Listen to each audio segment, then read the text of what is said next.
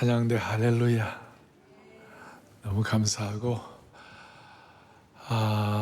온전함의 대헌장이라는 말씀으로 온전함을 사모합니다 시리즈 두 번째 메시지를 전하겠습니다. 지금 우리 이 시대에 살아가는 저희들은 역사의 대변화의 변곡점에 있습니다. 인류 역사에 코로나라는 불청객이 찾아와가지고 코로나 시대 이전과 이후가 이렇게 나누어지게 되었습니다.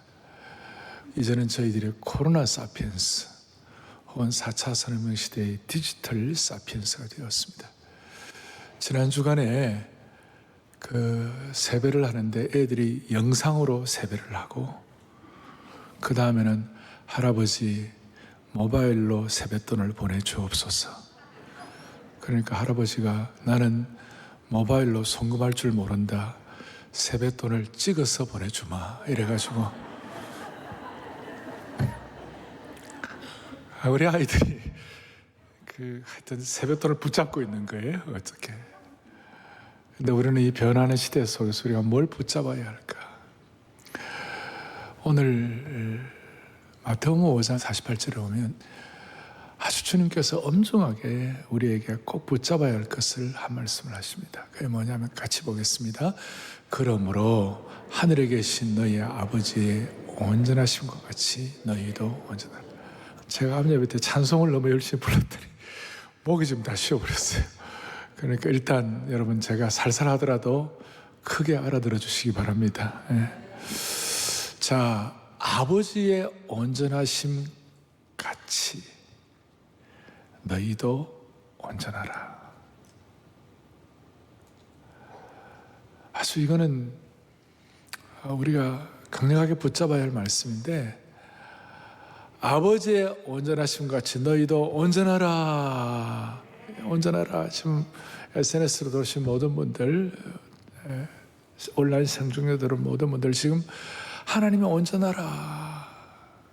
이 말씀은 좀 세상 사람들이 볼 때는 좀 이해가 안 되는 말씀이고, 또 신앙생활을 적당히 하려고 하는 분들에게도 이거는 참 대략난감이에요.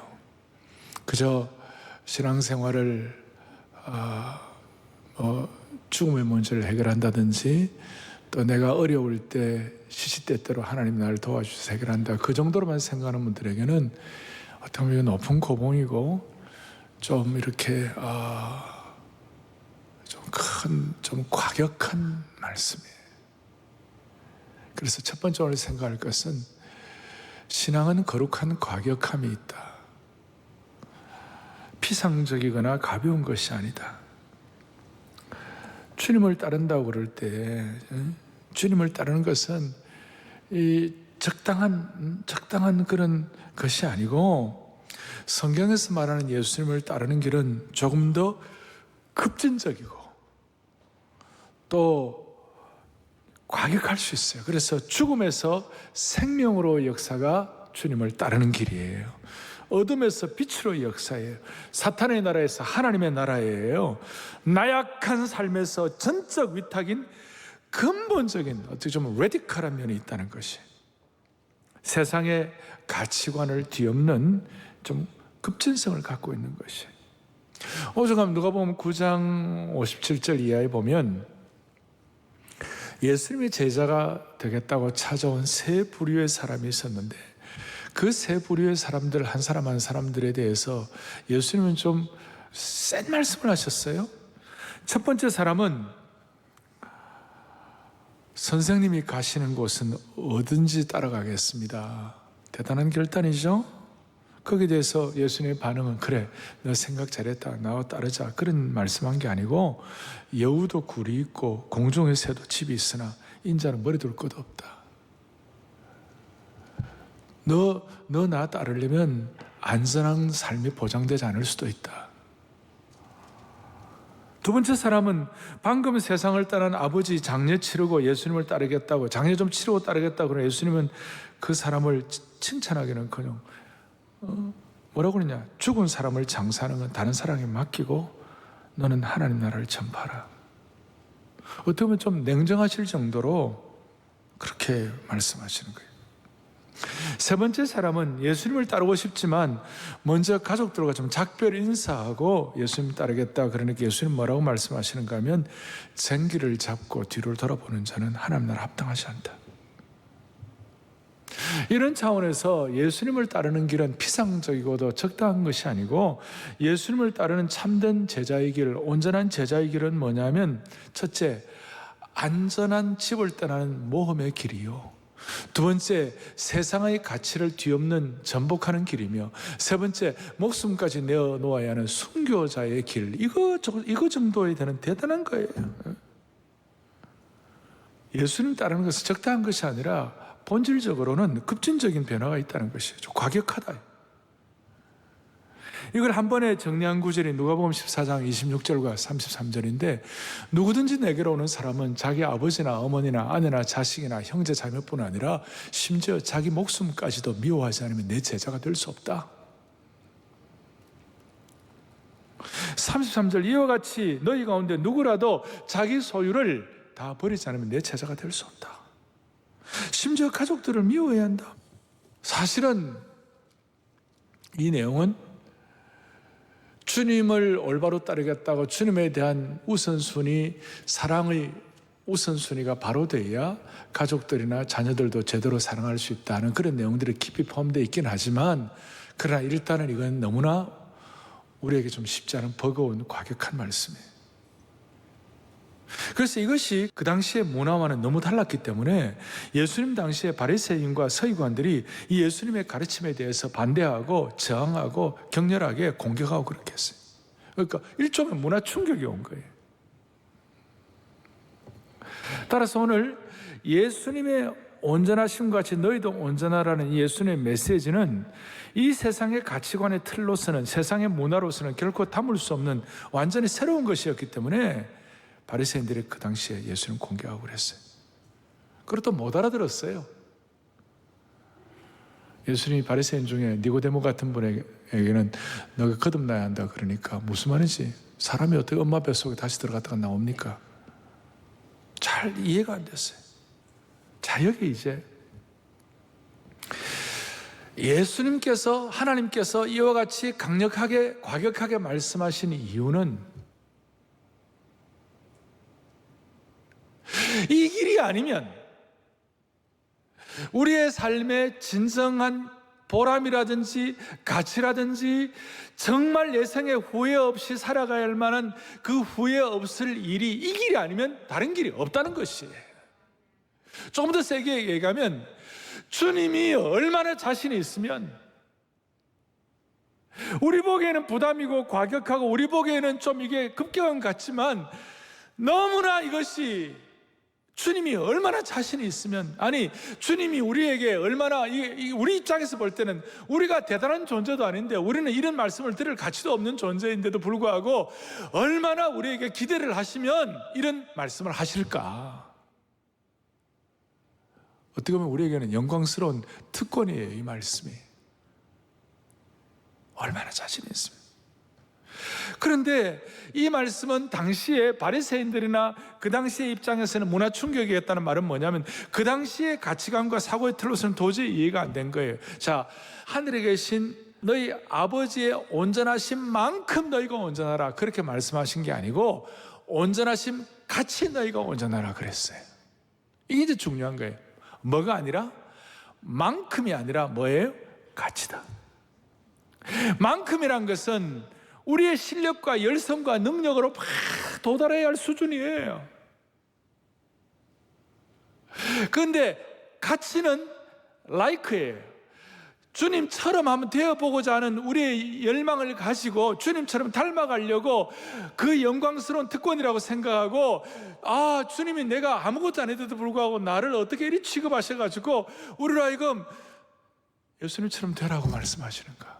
예수님만큼이 아니라 예수님처럼 되라고 말씀하시는가? 하나님만큼이 아니라 하나님처럼 되라고 말씀하시는가?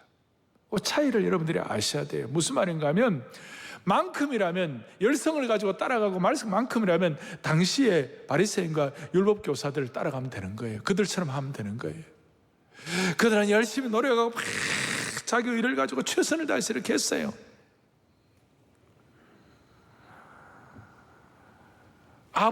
아버지만큼 되라고 온전하라고 그렇게 한 게 아니에요. 여기 열성의 개념이 아니에요.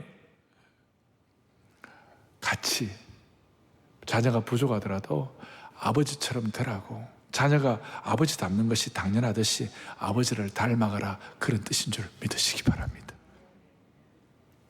자연히 우리가 하나님만큼 되겠다고 막 그러면 우리도 모르게 공로의식이 있는 거예요. 공로의식이 있게 되면 나중에 이것이 자기 노력으로 얻었다면 자기가 영광을 받고 자기 의가 되는 것이. 그런데 오늘 주님 우리에게 하나님만큼이 아니라 아버지 같이, 예수님만큼이 아니라 예수님처럼 자녀가 부모를 닮아가듯이 자녀가 아버지를 닮아가는 것 같이 그렇게 하라.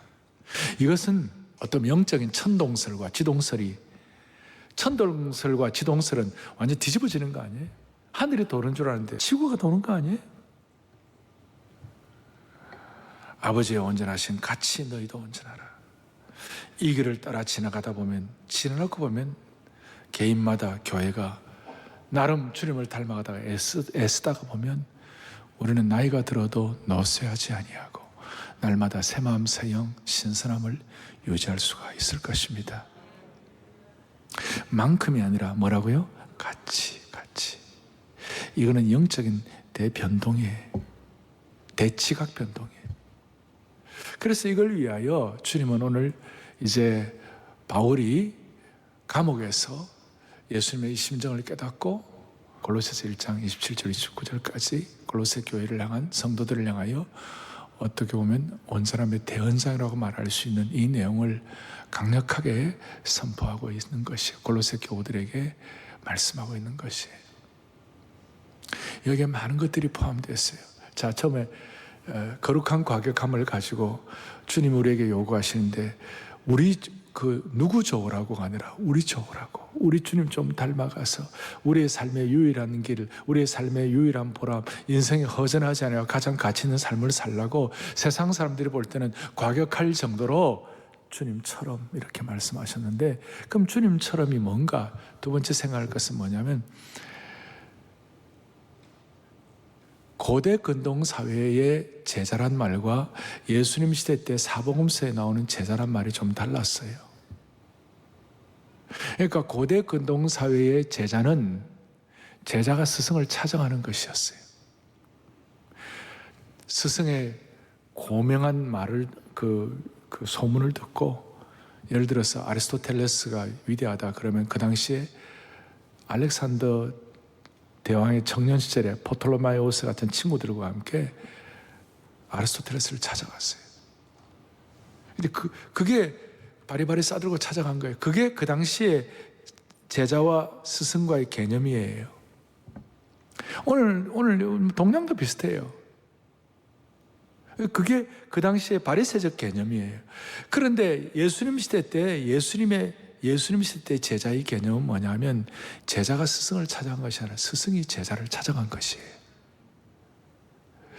인간적인 입장에서 이게 아니라 예수님이 제자를 찾아오신 거예요. 그 부족한 초라한 어부를 찾아오신 것이에요. 그 세관에 앉아가지고 물질의 노예가 되어 살고 있던 마태를 찾아오신 것이에요. 완전히 당시에 이 제자와 스승과의 개념을 판을 뒤집는 상황이었어요. 근데 이걸 그 당시 고대 근동 사회 사람들이 이해를 못하는 거예요. 그래서 27절에 보면 뭐라고 나오냐면, 27절에 하나님이 그들로 하여금 이 비밀의 영광이 이방인 가운데 얼마나 풍성한지를 알게 하려 하심이라. 그러니까 오늘 크게 말하면 저희들은 유대인들이 아니라 저희들은 이방인의 입장이었어요. 우리가 이방인들의 입장에서 당시에 제자를 찾아간 예수님의 그 스승과 제자의 개념을 이해하기 위하여 서신서에는 제자라는 말이 온전한 자로 바뀌게 된 것이에요. 이해가 되십니까? 스승이 제자를 찾아간 이 예수님의 안타까운 심정. 물론 그 제자들은 예루살렘의 석학들이라든 지성인들과는 달랐어요. 순수했어요. 그리고 이 하나님이 시각을 열어주면 눈이 열리는 그런 마음의 준비는 되어 있었지만 어쨌든 간에 하여튼 주님이 스승이 제자를 찾아간 이것을 서신서에서는 온전한 자라는 말로 바뀌어져 있는 것이에요. 주님이 우리를 찾아오신 것을 찬양하는 것이에요.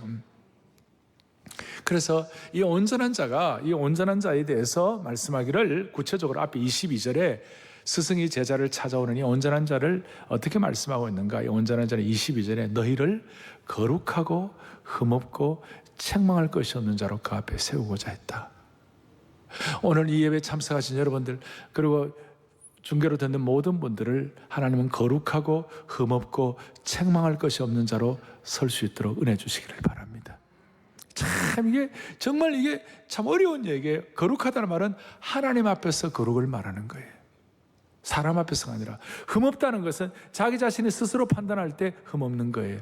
책망할 것은 세상 사람들 앞에서 책망할 것이 없는 거예요. 그러니까 하나님 앞에서, 자기 자신 앞에서, 사람들 앞에서 온전한 자로 세워지게 하여 주십시오. 이렇게 이제 주님께서 말씀하시고 그렇게 되기 위하여 주님 우리를 찾아오신 것이에요.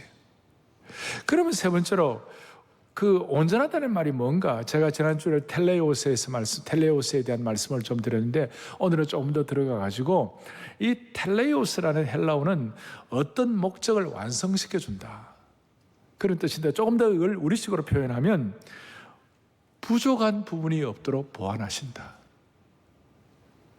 주님이 오늘 우리로 하여금 온전케 하시도록 온전하게 되라, 온전케 되라는 그 말은, 예수님처럼 온전케 되라는 그 말은 너희들의 부족한 부분이 주님을 통하여 채움받아라 그 뜻이에요. 여러분과 저의 부족한 부분들이 보완되기를 바라는 것입니다.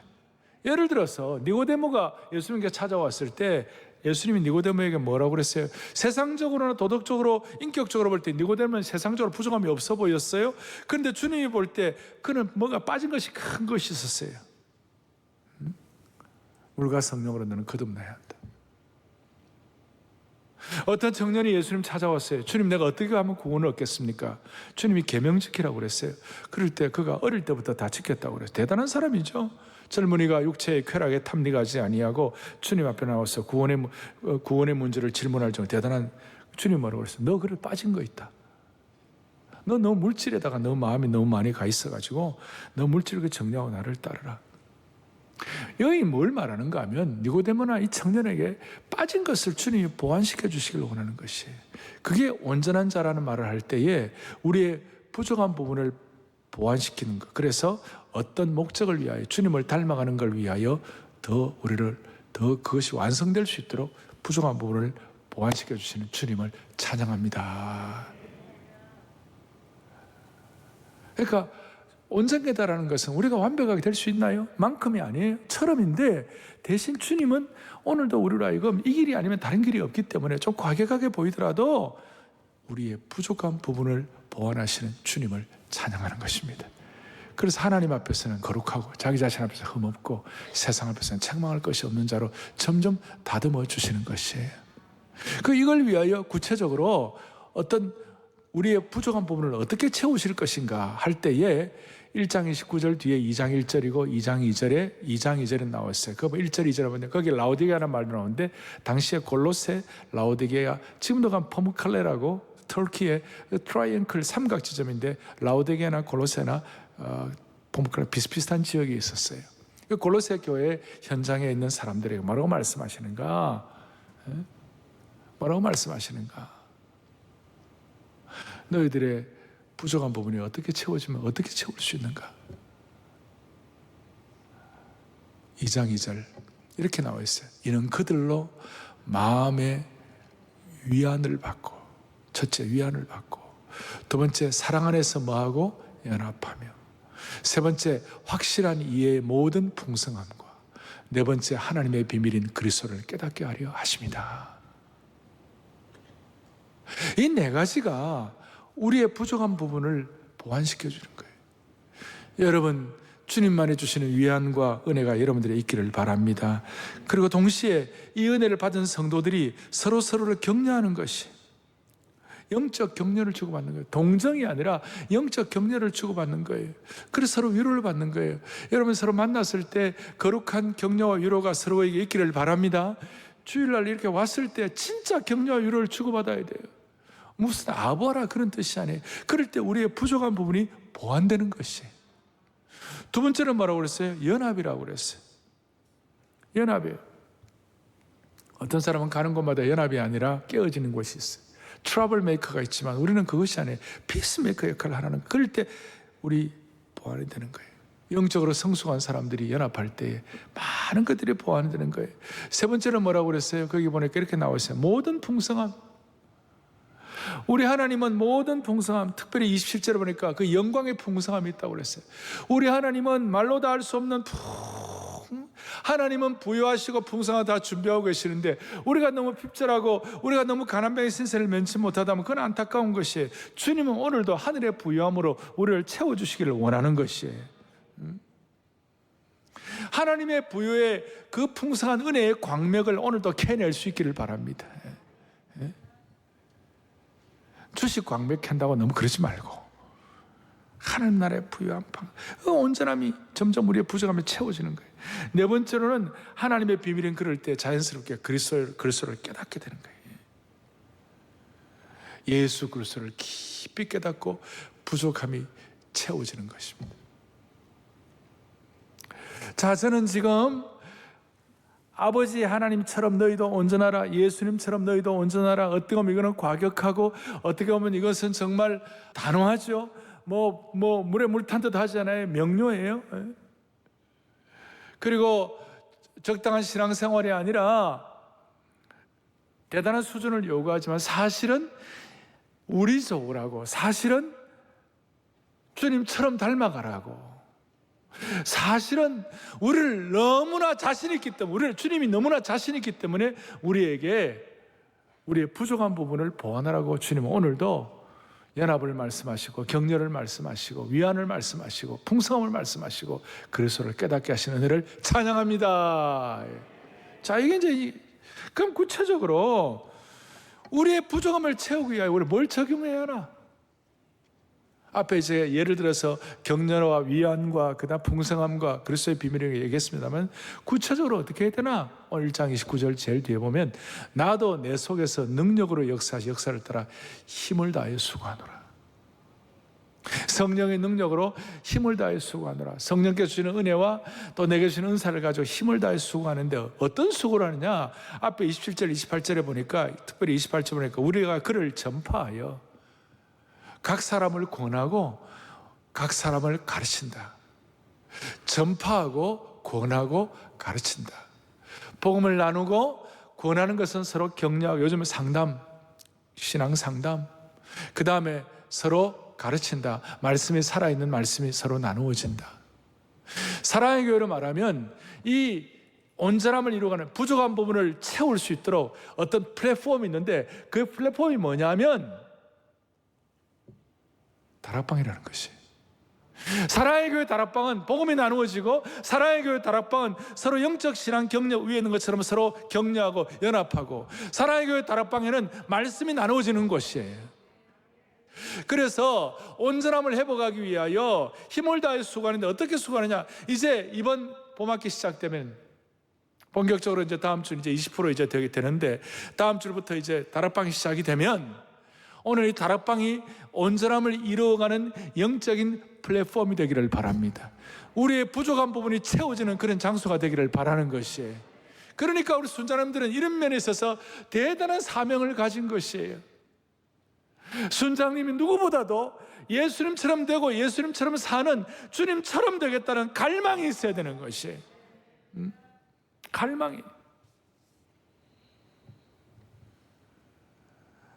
그리고 이 일을 위하여 플랫폼이 다락방이라면 이 일을 위하여 함께 누가 어떤 사람들이 수고하는가, 그 함께 수고하는 구성원이 뭔가, 함께 수고하는 동지가 누구인가, 새 이름이 나와 있어요. 나도 내 속에서 능력으로 역사하시는 힘을 따라 수고하노라. 나도 할 때 나는 바울을 말하는 거예요. 그 바울은 지도자를 말하는 것이에요. 또 28절을 우리가 각 사람을 그래서 우리라는 것은 바울과 실라와 디모데와 뭐 이런 동력자들, 바울의 동력자들, 우리는 말하는 평신도 지도자들, 각 사람은 여기에 속한 모든 분들 한 분 한 분은 모두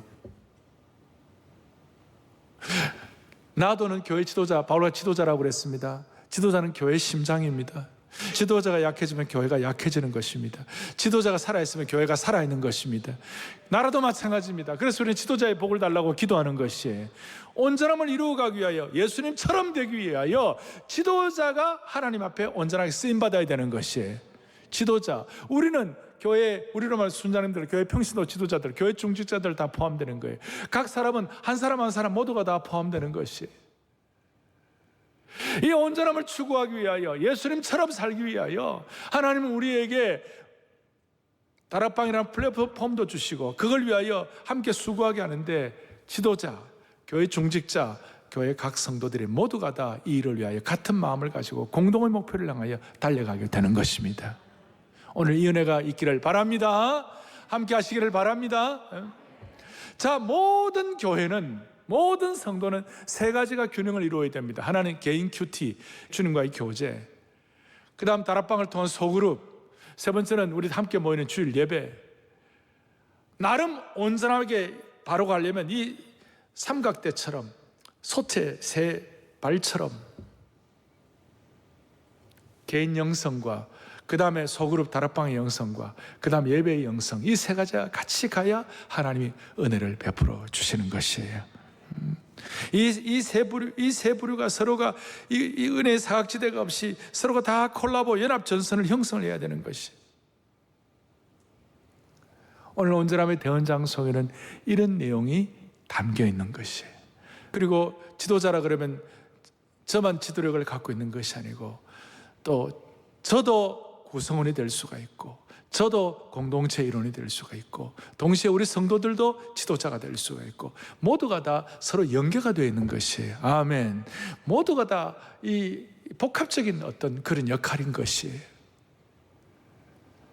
모든 성도들은 개인 영성, 그 다음 소그룹의 영성, 다락방의 영성, 그 다음에 모두가 함께 모인 예배의 영성, 이거 잘 조화해가지고 하나님께 큰 영광 올려드리기를 원합니다. 이제 오늘 마지막으로 제일 중요한 것을 말씀을 드리겠습니다. 저는 저의 생애를 통해서 쭉 돌이켜보면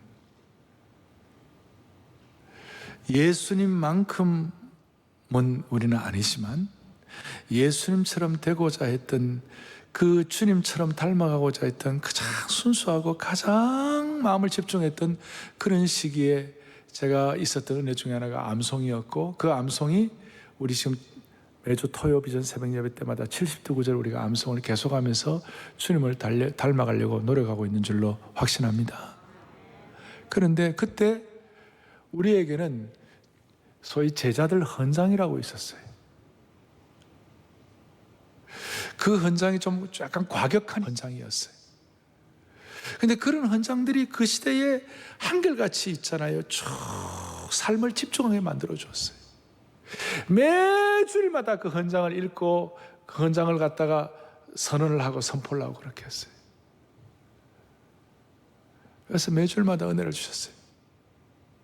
그래서 오늘 제가 사랑의 교회가 온전함을 사모합니다 시리즈를 하면서 앞으로 6개월 동안 계속해서 매주마다 반복해야 할 헌장을 하나 여러분들과 같이 나누겠습니다. 어떻습니까?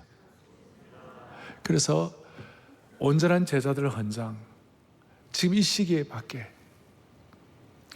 우리는 땅끝까지, 이 세상 끝날까지 예수 그리스도의 온전한 제자들이다. 이 첫 번째 대선언이에요. 땅끝까지라는 말은 공간의 제한을 받지 아니하고, 이 세상 끝날까지라는 말은 시간의 제한을 받지 아니하고, 시간과 공간을 초월해서 우리는 예수님의 온전한 제자들이다. 예수님처럼 닮아가려고 하는 온전한 제자들이다. 할렐루야. 그럼 두 번째, 그러면 온전한 제자란 뭐냐? 온전한 제자란 것이 뭐냐? 온전한 제자란 것은 예수님의 온전한 희생에 감사하여, 예수님의 완벽한 희생에 감사하여 예수님처럼 되고, 오늘만큼이 아니라 예수님처럼 되고 예수님처럼 사는 예수 그리스도의 특성을 지닌 성도를 말한다. 이건 무슨 신학책에 나오는 것도 아니고 지난 40여 년 동안 예수님의 온전한 제자가 되면 좋겠다는 마음의 소원을 안고 집중하다가 오늘 정리를 한 거예요. 예수님의 온전한 제자란 예수님의 온전한 희생에 감사하여 예수님처럼 되고 예수님처럼 사는 예수 그리스도의 특성을 지닌 성도를 말한다. 예수 그리스도의 특성이라는 건 뭐예요? 예수님의 온전함을 사모하는 특성을 지니는 거예요. 자, 그래서 제가 두 번째 온전한 제자란 그러면 한번 여러분들 한번 합독해 보세요. 온전한 제자란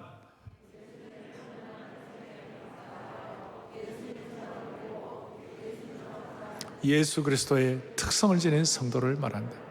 예수 그리스도의 어떤 특성? 예수님의 온전함을 사모하는 특성을 지닌 성도들을 말한다. 제자 훈련하고 주님을 닮아가려고 막 고민하다가 나온 용어들이에요.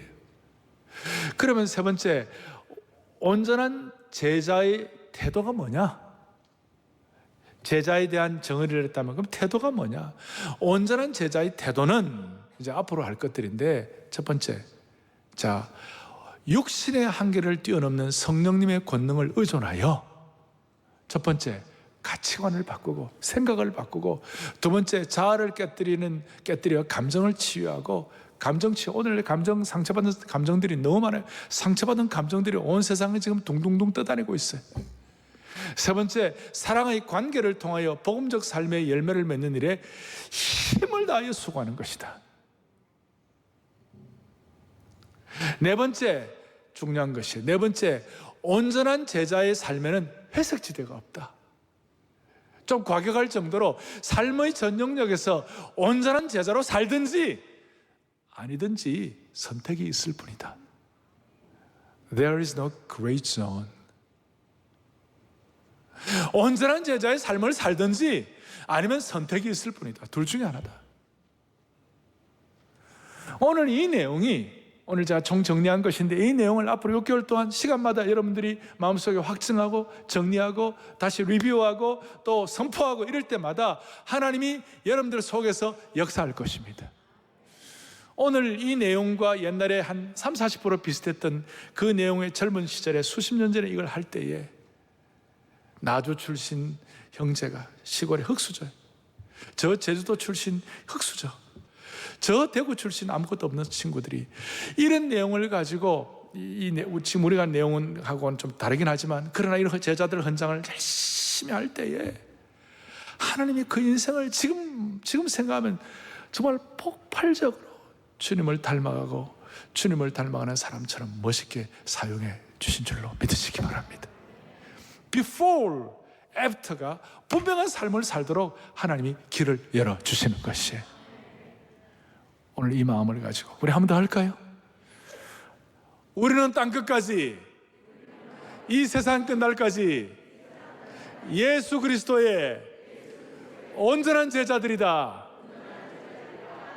온전한 제자란 다 함께 예수님의 온전한 희생에 감사하여 예수님처럼 되고 예수님처럼 사는 예수 그리스도의 특성을 지닌 성도를 말한다. 아멘. 온전한 제자의 태도는 육신의 한계를 뛰어넘은 성령님의 권능을 의존하여 가치관을 바꾸고 자아를 깨뜨려 감정을 치유하고 사랑의 관계를 통해 복음적 삶의 열매를 맺는 일에 수고하는 것이다. 아멘. 이거 앞으로 할 거예요. 네 번째, 온전한 제자의 삶에는 뭐가 없다? 회색지대가 없다. 그러니까 물에 물 타듯 어정쩡한 것이 없다는 거예요. 삶의 전 영역에서 온전한 제자로 살든지 아니면 아니든지 선택이 있을 뿐이다. 회색지대는 없다. 여러분, 이것을 반복하고 집중하고 한결같이 사모하면 하나님이 일하실 것입니다. 주님이 얼마나 자신이 있으면 우리 아버지 하나님이 온전하시면 같이 너희도 온전하라.